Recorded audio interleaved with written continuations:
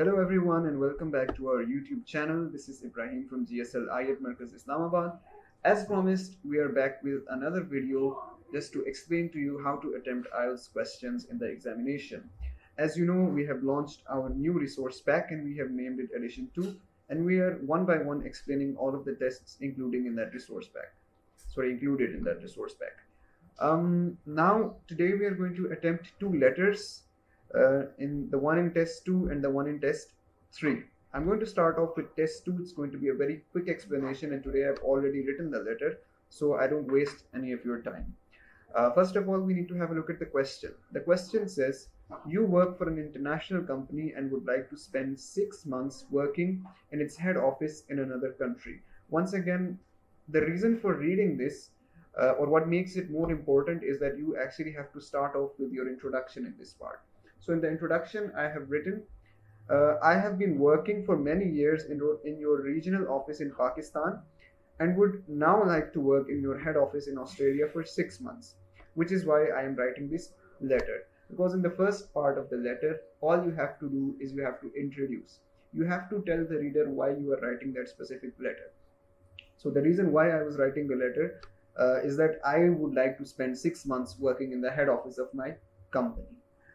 Then we actually have to move on to the key points. You see, in every letter, you basically have 3 bullet points on which you have to talk, and it's always best to divide your letter in a way that you have one bullet point for each of one paragraph for each of these bullet points.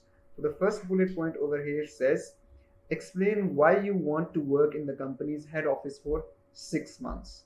Let's see what I've written over here. I've written, I have always tried my best to excel at the tasks provided to me and would like to contribute to the head office now. So that's, I'm actually getting started that I want to work at the head office.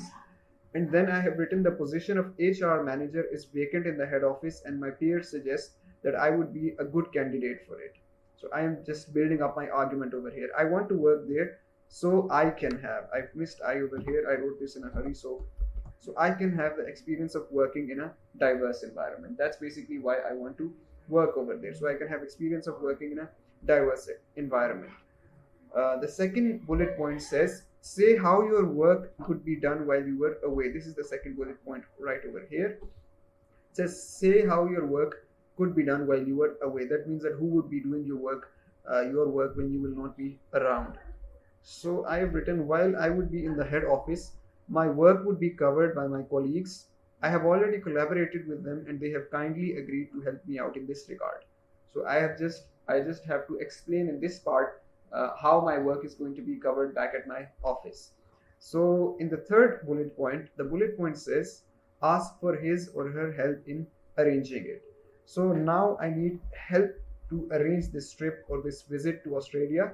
So I've written, I would like to ask your help for arranging my travel expense for the trip. This is the first point. The thing that I need to explain over here is that I want their help to arrange this trip. Then I'm going to support it. Of course, we need some supporting information as well. We can't make it one liner. As you know, it is extremely expensive to travel from Pakistan to Australia. So I would require your financial assistance in order to arrive there. I am sure that I would be a valuable addition to your head office. So I've basically explained over here that I need their help in traveling and I need actually financial help in order to get there because I don't have the funds to travel from Pakistan to Australia. One thing you will notice over here is that since it is a formal letter, I have started it off with dear sir. You can start it off as dear sir or ma'am, which is always helpful, which is always the correct way. And of course, you can mention the designation. You can write dear manager, you can write dear team. It's completely up to you. But I would always suggest my students to play safe in this regard. You don't have to take any risks. The best way to go is write dear sir or madam. And then let's move towards the pre-closing over here. Since I have already covered all of the bullet points, now all I have to do is that I have to write a pre-closing. I've written over here, I will be waiting for your response, waiting for your prompt response, waiting for your quick response. You can mention any one of these. Then the last thing I want to do is that I want to add a closing. Now, since it's a formal letter, and in a formal letter, 9 times out of 10, but rather I would say every single time, you should be writing yours faithfully. Okay, and then of course the name over here, John Smith. I always suggest my students to write an English name so it's easily understandable by the examiner. See, the examiners, they don't necessarily have to be Pakistanis, the ones who are checking your test. That means that you have to make yourself clear that what your name is basically. So that's why I've written over here John Smith. They may not understand that my name is Ibrahim, they may not understand the spelling or so. Okay, now that we're done with the second test, the letter of the second test, I want to move swiftly to the third test. The question for the letter over here says, you have just read an article in an international travel magazine which contains some information about your town that is incorrect. Write a letter to the editor of the magazine. In your letter, correct the information in the article, explain why it is important for the magazine to give correct information, and suggest what the magazine should do about this situation. And once again, of course, you should be writing at least 150 letters or 150 words, sorry. You do not have to write any addresses in an IELTS examination. Yes, that is true. You do not have to write any addresses at the start. You don't have to write the post office, 34 Westminster Street. You don't have to mention any address like that. Just start off directly with dear sir or madam. So once again, I've started with dear sir over here, which is the opening for a formal letter. So I would suggest all of you to start off your formal letters with dear sir.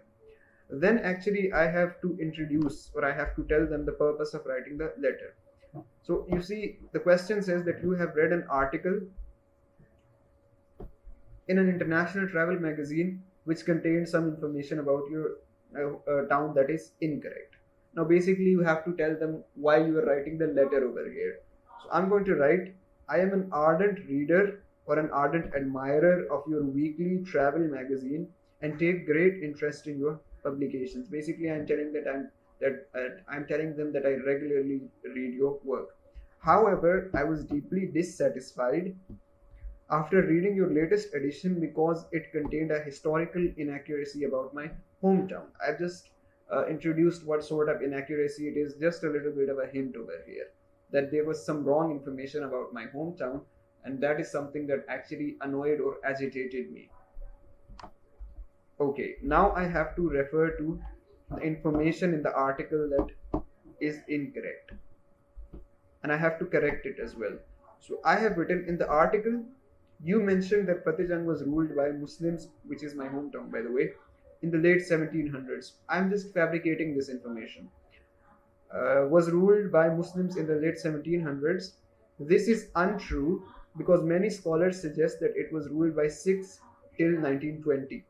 This means that the information you have provided is false and needs to be corrected.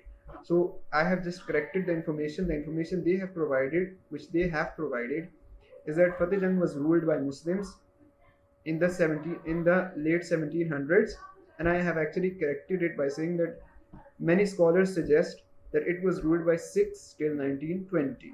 So that means that I have corrected the information. Then the second bullet point tells me that I have to explain why it is important for the magazine to give correct information. Now that is what I have done over here in this highlighted paragraph. This one. It is highly important that you correct this information because it has deeply hurt the sentiments of the Sikh community living in my hometown. It is highly offensive because their historical role has been ignored. That means that they have been offended because of that particular publication, and if that is not corrected, they may retaliate, or they may do things that a person does when they are offended. In other words, it has to be corrected by all means. The last bullet point tells me that I have to suggest what the magazine should do about this situation. What should they do in order to correct this? So I have written, kindly fix this problem as soon as possible. Kindly fix this problem as soon as possible so that the sentiments of the people are not further hurt. That means that before the people get more hurt, you have to fix this problem. And that is basically what the purpose of writing the letter is as well. The last sentence I've written is that all you have to do is reprint your most recent article.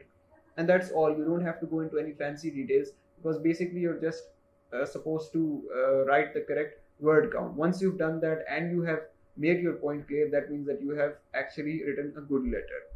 Then I've written a pre-closing. The pre-closing says, I hope you will consider my request and will act accordingly. Okay. Then once again, I'm going to focus now on the opening and the closing. The opening I have written, Dear Sir, because we have found out that this is a formal letter. Because it's written to an organization which you don't know who you are writing to, so you have to be formal about your writing. So I have written, Dear Sir, and in the closing, once again, I have written yours faithfully, which is the closing that we use for a formal letter. And then once again, I have written my name, John Smith, which is not my real name.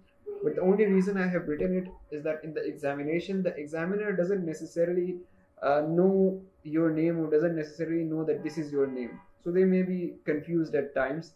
It's always best to write an English name so the examiner does not get confused about it. With that, we come towards the conclusion of this video. Thank you so much for patiently watching this video. We will be back with more content related to IELTS, PTE, Language Cert, OET, and whatever different tests there are available out there. Thank you so much for watching. This is Muhammad Ibrahim Hassan, and I'll meet you in another video. Allah Hafiz.